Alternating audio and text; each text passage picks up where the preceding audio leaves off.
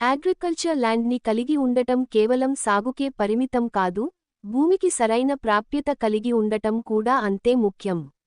Road లేదా మార్గం లేకుండా అత్యంత సారవంతమైన వ్యవసాయ భూమి కూడా ఆచరణాత్మకంగా పనికిరానిదిగా మారుతుంది.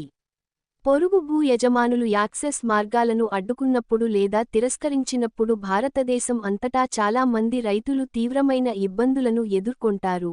ఇది తరచుగా వివాదాలు మరియు కోర్టు కేసులకు దారితీస్తుంది. రైతులను ఇటువంటి సమస్యల నుండి రక్షించడానికి వ్యవసాయ భూమిని పొందేలా నిర్ధారించే స్పష్టమైన చట్టపరమైన నిబంధనలను భారత చట్టం అందిస్తుంది. ఈ హక్కులు ప్రధానంగా ఇండియన్ ఈజీమెంట్స్ చట్టం కింద కవర్ చేయబడ్డాయి.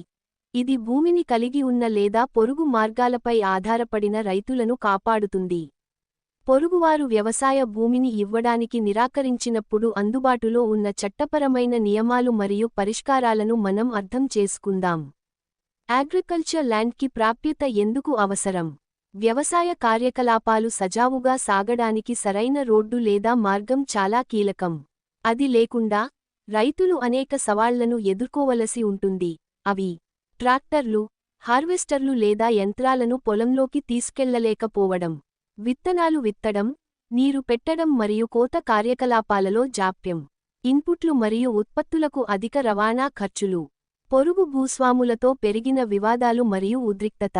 ఈ ఆచరణాత్మక ఇబ్బందులను పరిగణనలోకి తీసుకుని చట్టం వ్యవసాయ భూమిని పొందడం ఒక ప్రాథమిక అవసరంగా గుర్తించి రైతులకు చట్టబద్ధమైన హక్కులను అందిస్తుంది. తమ భూమిపై ప్రత్యక్ష ప్రవేశం లేని భూ యజమానులను రక్షించే నిబంధనలను ఇండియన్ ఈజ్మెంట్స్ చట్టం కలిగి ఉంది.